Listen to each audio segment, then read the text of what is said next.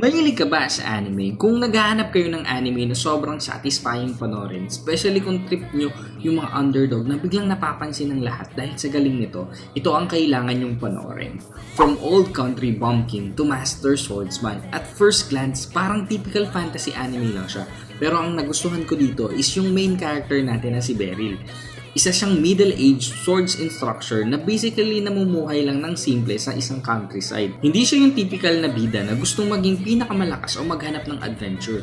Pero ito ang nakakatawa. Yung mga tinuruan niya dati, sila ngayon yung mga halimaw sa mundo ng swordsman.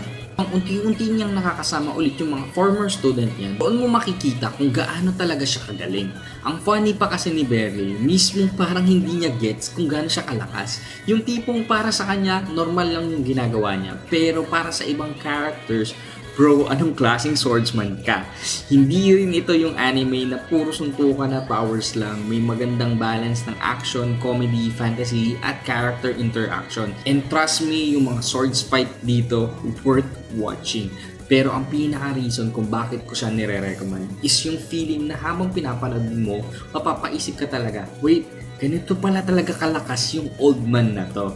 And good news, hindi mo na kailangan maghintay ng matagal or more content kasi may season 2 na currently showing. Kung hindi nyo pa napapanood yung From Old Country Bumpkin to Masterclass Swordsman, consider this is your sign. Walang spoiler, just go watch it.